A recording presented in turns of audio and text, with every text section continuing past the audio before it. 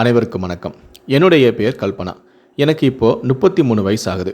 தனியார் நிறுவனத்தில் வேலை செய்கிறேன். என்னுடைய கணவரின் பெயர் பிரவீன். திருமணமாகி 5 வருடங்கள் ஆகிறது. எங்கள் திருமணம் பெரியோர்களால் நிச்சயிக்கப்பட்டு நடந்தது. மாமியார் மட்டுமே. மாமனார் இறந்து விட்டார். சொந்த மகளைப் போலவே என்னை பார்த்து கொள்வார். எனக்கு பிடித்ததை சமைத்தும் தருவார். பிரவீன் என்னிடம் சண்டை போடும்போதெல்லாம் கூட எனக்கு தான் சப்போர்ட் செய்வார். விடுமுறை நாட்களில் மூவருமே ஒன்றாக வெளியே செல்வோம். நாட்கள் அழகாக சென்று கொண்டிருந்தது. ஆரம்பத்தில் கல்யாணமான புதிதில் நானும் பிரவீனும் சேர்ந்து 3 வருடங்களுக்கு பிறகு குழந்தை பெற்று கொள்ளலாம் என முடிவு எடுத்திருந்தோம். இப்போது 2 வருடங்களாக குழந்தை பெற்றுக்கொள்ள ஆசை வந்துவிட்டது. ஆனால் குழந்தைதான் உண்டாகவில்லையே. வழக்கம் போல உறவினர்களின் குத்தல் பேச்சுகள் ஆரம்பமாகிவிட்டன. கல்யாணமாகி 5 வருடங்கள் ஆகிவிட்டது, இன்னுமா குழந்தை தரிக்கவில்லை, மருத்துவரை சென்று பாருங்கள் என என்னென்னவோ பேச்சுகள் பேச ஆரம்பித்து விட்டனர். ஆரம்பத்தில் பிரவீன் எனக்கு ஆறுதலாக பேச, போக போக அவனும் என் மேல்தான் தவறு என்பது போல குத்தி பேச ஆரம்பித்தான். அடிக்கடி இப்போது எங்களுக்குள் சண்டை நடக்கவும் ஆரம்பித்தது. வேலை பார்க்கும் அலுவலகத்தில் என் நெருங்கிய தோழி யமுனாவிடம் கூறி அழுவேன். ஆறுதலாக பேசுவாள். மனதின் பாரம் கொஞ்சம் குறைந்தது போல தெரியும். ஒரு நாள் பிரவீனின் உறவினர் திருமணத்திற்கு ஊருக்கு செல்ல வேண்டும் என மாமியார் சொன்னார். எனக்கு செல்லவே விருப்பமில்லை. குழந்தை பற்றிய பேச்சு வரும், சங்கடமாக இருக்கும். இதுதான் சாக்கென்று பிரவீன் வேறு வம்பு செய்வான்.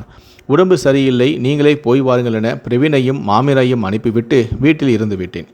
கல்யாணத்துக்கு சென்ற மாமியாரிடம் உறவுக்கார பெண் ஒருத்தி, உன் மருமகளுக்கு என்ன சேவை செய்து கொண்டிருக்கிறாய்? ரொம்ப தலையில் தூக்கி வைக்காதே, உன்னை காலில் போட்டு மிதித்து விடுவாள். முதலில் வேலைக்கு செல்வதை நிறுத்திவிட்டு குழந்தை பிறப்பதற்கு ட்ரீட்மெண்ட் எடுக்க சொல் என பத்தி வைத்துவிட்டு சென்று விட்டாள். முதலில் மாமியார் அவர்கள் பேசுவதை சாதாரணமாக எடுத்துக்கொண்டாலும் அடுத்தடுத்து 2-3 பேர் அதே போலவே சொல்ல மாமியாரின் மனமோ தடுமாற்றம் அடைந்தது. வீட்டிற்கு வந்த அத்தை என்னிடம் முகம் கொடுத்து பேசவில்லை. நானே சென்று பேசினால் கூட பதில் இல்லை. நேராக அறைக்குள் சென்று படுத்துவிட்டார். கணவரிடம் கேட்டால், ஆமா, நீ வீட்டில் ஒன்றும் தெரியாதது போல் இருந்து விடுகிறாய். வெளியே சென்றாலே குழந்தை பற்றிய பேச்சுதான். அவமானமாக இருக்கிறது. கல்யாணத்தில் யாரை பார்த்தாலும் இதே பேச்சுதான். கடுப்பாக இருக்கிறது. இனிமேல் நீ வேலைக்கு செல்ல வேண்டாம், வீட்டிலிரு என கூறிவிட்டு படுத்துவிட்டான். எனக்கோ ஆத்திரமும் அழுகையும் ஒரு சேர கத்தி அழ வேண்டும் போல் இருந்தது. விடிய விடிய அழுது கொண்டே இருந்தேன். காலையில் ஆஃபீஸுக்கு கிளம்பி கொண்டிருக்க ரூமுக்குள் வந்த மாமியார், இனிமே நீ வேலைக்கு செல்ல வேண்டாம், வீட்டில் இருந்த குழந்தை பிறப்பதற்கான வழியை பார் என என் முகத்தை கூட பார்க்காமல் சொல்லிவிட்டு சென்று விட்டார். மாமியார் இப்படி என்னிடம் பேசியதே இல்லை. அன்பாக பேசுவார். அவரின் இந்த முகம் எனக்கு வித்தியாசமாக இருந்தது. ஆஃபீஸுக்கு எடுத்து செல்ல சாப்பாடு கூட எடுத்து வைக்கவில்லை. பிரவீனுக்கு மட்டும் எடுத்து கொடுத்துவிட்டு சென்று விட்டார். முன்பெல்லாம் நான் சாப்பாடு வேண்டாம் என்று சொன்னால் கூட மல்லு கட்டி தருவார். எனக்கோ இதை ஏற்றுக்கொள்ளவே முடியவில்லை. அவன் பாட்டிற்கு சாப்பிட்டுவிட்டு வேலைக்கும் சென்று விட்டான்.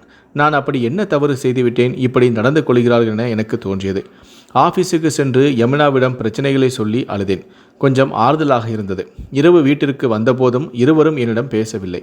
ஏதோ அந்நியரை நடத்துவது போல இருந்தது அவர்களின் செய்கை. சரி, அம்மா வீட்டிற்கு சென்று சில நாட்கள் இருந்துவிட்டு வரலாம் என பொருட்களை எடுத்துக்கொண்டு யாரிடமும் சொல்லாமல் கிளம்பிவிட்டேன்.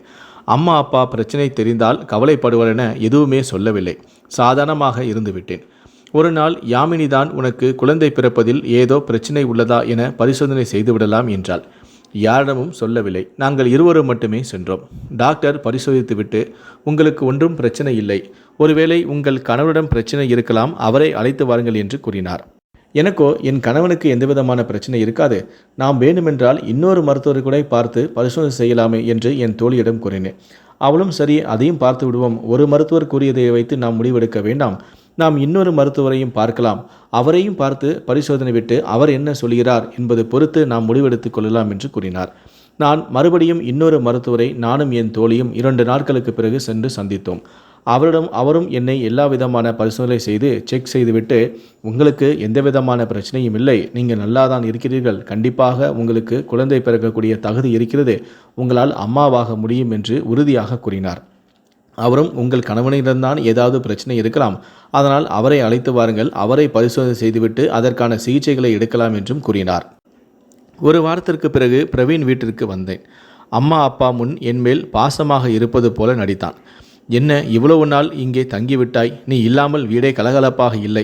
அம்மா உன்னை அழைத்து வரச் சொன்னார், வா செல்லலாம் என்றான். அங்கே இருக்கும்போது எவ்வளவு திட்டினான். இப்படி நாடகமாடுகிறானே, எனக்கு வியப்பாக இருந்தது. சரி, பெற்றவர்கள் முன்னால் ஒன்றும் காட்டிக்கொள்ள வேண்டாம் என பேசாமல் அவனோடு சென்றேன். அங்கே சென்றதுமே மீண்டும் சிடுசிடுவென பேசினான். 3 மாதம் கடந்திருக்கும். எனக்கு 2 மாதங்களாக மாதவிடாயும் வரவில்லை. ஒருவேளை கரு உண்டாகி இருக்குமோ? கணவரிடமும் மாமியாரிடமும் சொல்ல கணவரின் முகத்தில் மகிழ்ச்சியே இல்லை, கலவரமாக மாறியது. மாமியார் சந்தோஷப்பட்டார். கரு உண்டான பிறகு கூட பிரவீனின் முகத்தில் மகிழ்ச்சியே இல்லை. இப்போது அவனின் சுவாபம் மேலும் மாறுபட தொடங்கியது. இவன் ஏன் இப்படி நடந்து கொள்கிறான்? முதலில் குழந்தை இல்லை என திட்டினான். ஆனால் கரு உண்டான பிறகு கூட மகிழ்ச்சி கொள்ளாமல் சிடுசிடுவென இருக்கிறானே என யோசித்தேன். காரணம் மட்டும் தெரியவில்லை. ஒரு நாள் ஆஃபீஸில் இருந்து ஸ்கூட்டியில் வீட்டிற்கு வரும்போது டயர் பஞ்சராகிவிட்டது. அப்போது என்னுடன் வேலை செய்யும் அருண், வாருங்கள், நான் இறக்கி விடுகிறேன் என அழைத்தான். நான் எவ்வளவோ மறுத்தேன். அவன் பிடிவாதமாக அழைத்தான். சரி என ஏறிக்கொண்டேன். வீட்டில் இறக்கிவிட்டான். நான் காரிலிருந்து இறங்குவதை பிரவீன் பார்த்துவிட்டு கோபமாக, யாரடி இவன்? ஓ, இவன் குழந்தை தான் உன் வயிற்றில் வளர்கிறதா? வேலைக்கு செல்கிறேன் பொய் சொல்லி ஊர் சுற்றி கொண்டு இருக்கிறாயா? வெக்கமாக இல்லை உனக்கு? இவனோடு ஊர் சுற்றுதான் வேலையை விட மாட்டேன் என மறுத்தாயா? அவன் பேசுவதை கேட்டு நான் அதிர்ச்சியாகி நிற்க, என்னடி திமிரா பதில் சொல்லாமல் நிற்கிறாய் என வேகமாக பிடித்து தள்ளினான். கீழே போய் விழுந்ததில் வயிற்றில் கடுமையான வலி, உதிரம் வர தொடங்கியது. மாமியார் அப்போதுதான் வெளியே கடைத்தெருவிற்கு சென்றுவிட்டு வீட்டிற்கு வந்தார். நான் இருக்கும் நிலையை பார்த்து பதறி மகனை திட்டிக்கொண்டே மருத்துவமனைக்கு அழைத்தும் சென்றார். பரிசோதித்த டாக்டர், என் மாமியாரிடம் உங்கள் மருமகள் கர்ப்பமாக இல்லை, அவளுக்கு 2 மாதங்களாக மாதவிடாய் வராமல் இருந்திருக்க, கீழே விழுந்ததில் அதிர்வால் அந்த இரத்தம் வெளியாக இருக்கும், பயப்பட வேண்டாம், வீட்டிற்கு அழைத்து செல்லுங்கள் என்று கூறினார். வீட்டிற்கு வந்ததும் மாமியார் பிரவீனிடம் டாக்டர் சொன்னதை சொல்ல அவன் அதை காதிலேயே வாங்கவில்லை. அறைக்குள் சென்று நான் ஒரு ரிப்போர்ட்டை எடுத்து வந்து மாமியார் பிரவீன் முன்னால் போட இருவருமே சந்தேகத்துடன் பார்த்தனர். எனக்கு குழந்தை பெறுவதில் பிரச்சனை இல்லையாம், வேண்டுமென்றால் உங்கள் மகனுக்கு ஒரு தடவை பரிசோதனை செய்து சொல்லுங்கள் என்று கூறினேன். என்னடி சொன்ன? நான் ஆண்மை இல்லாதவனு மறைமுகமாக சொல்றியா? என்னால் டாக்டரெல்லாம் போய் பார்க்க முடியாது என கத்தினான் பிரவீன். குழந்தை இல்லாதப்போ எல்லோரும் என்னதானே குறை சொன்னீங்க? குழந்தை உண்டாகிட்டுன்னு சொன்னால் நீ வேற ஒருத்தனோட தொடர்பில் இருக்குன்னு தப்பாக பேசுகிறீங்க. ஊர் உலகம் தப்பாக பேசினப்போ எனக்கு துணையாக இல்லாமல் அவங்க கூட சேர்ந்துக்கிட்டு மலடின்னு பட்டம் கொடுக்குறீங்க. பொண்ணா அடங்கி தான் போகணுமா? என்ன பேசினாலும் அமைதியாக கேட்டுக்கிட்டு தான் இருக்கணுமா? இல்லை என் மேலே தப்பு இல்லாதப்போ நான் ஏன் அமைதியாக இருக்கணும்? உங்களை மாதிரி கெட்ட எண்ணம் உள்ளவரோட வாழ எனக்கு விருப்பம் இல்லை. என் மனசை அவ்வளவு நோகடிச்சிட்டீங்க. ஆனால் ஒன்று மட்டும் தெளிவாக புரிஞ்சுக்கிடுச்சு, குறை எங்கிட்ட இல்லை உங்ககிட்ட தான் என அவன் முகத்தை பார்த்து சொல்லிவிட்டு என் பொருட்களை எல்லாம் எடுத்துக்கொண்டு சென்று விட்டேன் அம்மா வீட்டிற்கு. நான் பேசுவதையே கண் சிமிட்டாமல் பார்த்து கொண்டு நின்றான். நான் எடுத்த முடிவு சரியா தப்பா? உறவுகளை நீங்களே சொல்லுங்கள். கீழே இருக்கக்கூடிய கமெண்ட் செக்ஷனில் உங்களுடைய கருத்துக்களை சொல்லுங்கள். முடிந்தளவுக்கு இந்த வீடியோவை மற்றவங்களுக்கும் ஷேர் பண்ணுங்கள். நன்றி, வணக்கம்.